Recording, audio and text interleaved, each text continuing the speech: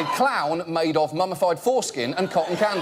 But today, Iran launched a retaliatory missile attack against U.S. troops in Iraq, and our prayers are with the troops and our allies. But this is when it becomes particularly preposterous that our president is Donald Trump. I mean, we might be at war, and this guy, you know what he's busy with? He's bragging. He gave a doozy of an interview to Rush Limbaugh, during which he claimed, among other things, to have wiped out ISIS, which he has not, and boasted that he was having dinner with Mark Zuckerberg, and Zuckerberg congratulated him for being, quote, #1 on Facebook, which he also is not. It's all he cares about is being #1. Our country is being run by the human equivalent of one of those giant foam fingers you see at college football games. What's the favorite thing you have in common with your father? Either real estate or golf. Donald, with your daughter? Well, I was going to say sex, but I can't relate that to what is wrong with you, lost creep? You found the only possible wrong answer to that question. What's your favourite colour? Hitler. But No.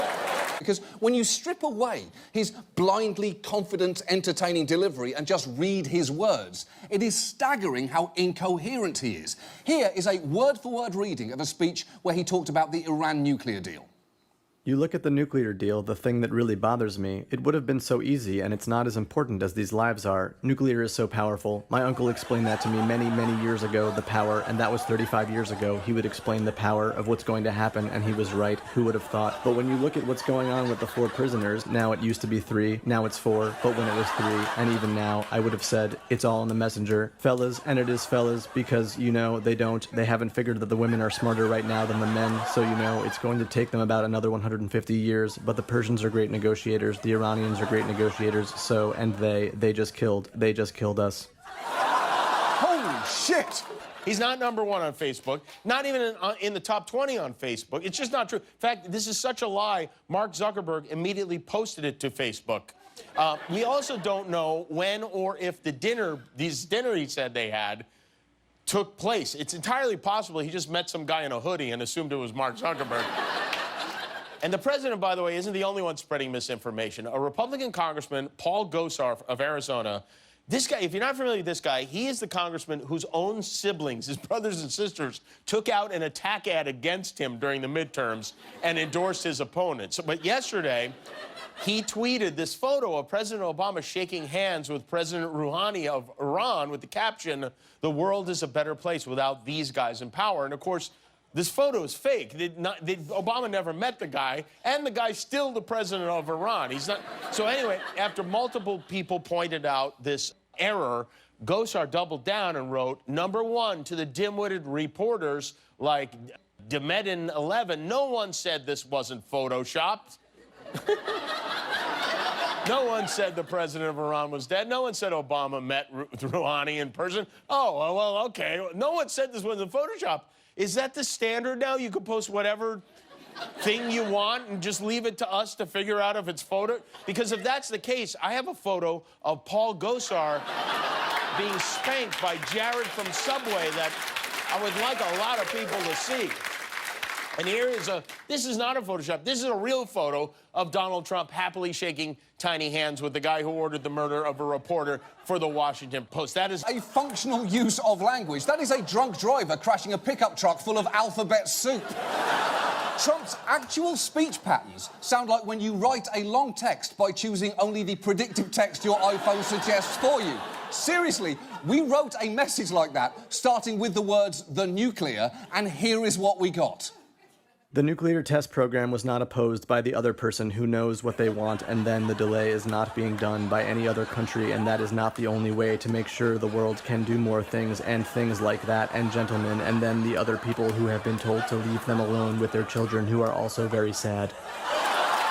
That makes exactly as much and potentially more sense than Trump's speech about the Iran nuclear deal, meaning an iPhone would be a more coherent president of the United States.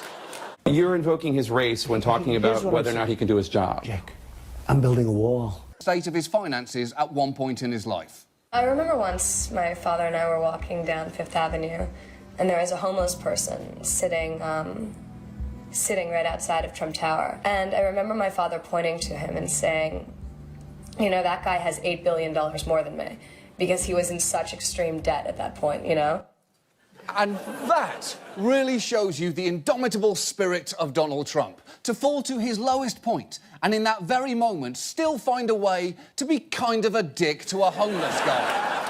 But Facebook is claiming to be cracking down on all this fake business. Yesterday, they announced they're planning to ban what are known as deep fake videos. These are videos, you've seen them, they're morphed to make it seem like someone said or did something they didn't. But Facebook should just ban everything besides birthdays and pictures of our exes getting fat. That should be the whole thing. But this is serious stuff. So before the ban on deep fakes takes effect, we wanted to get one in under the wire, specifically this episode of Donald Trump on the show Toddlers and Tiaras. We don't have time for this. You want to be late for the stage? Help me, please! Get out of my room! I said get out of my room. Brenna gets upset. You know, Mom gets upset too. I mean, you know, Melissa's upset. Scare her dolls. Next up is contestant number 4.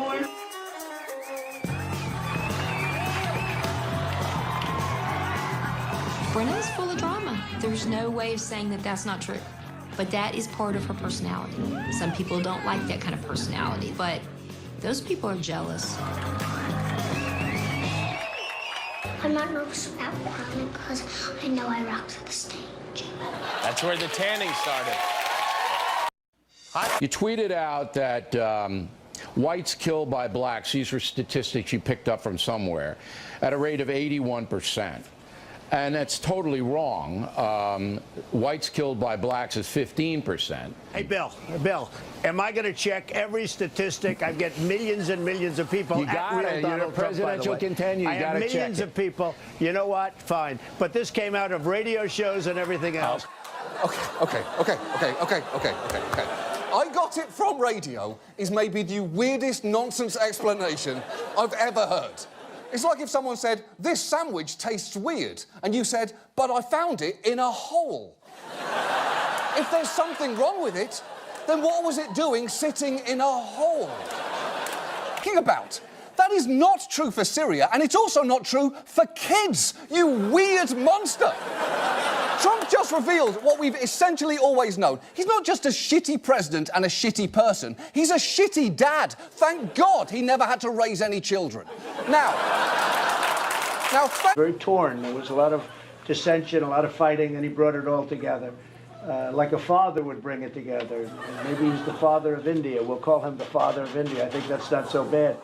Yeah, that's not so bad, is it? You know what a father is, right? It's a guy who brings the family together by giving them lots of money, but never emotional validation. And sure, that means the remainder of your life is spent in a series of grasping quests for recognition and unconditional love from everyone around you. And if anyone doesn't love you enough, you hate them and want them to die in prison, because living this kind of life is like being in a very nice boat made of friends who think you're the best, and anyone who doesn't think that is a small hole in your boat, and it lets the water in, and eventually you sink below the waves, and there's nothing left but you, drowning in the silent, screaming abyss that your father bestowed to you as your gruesome birthright. Well,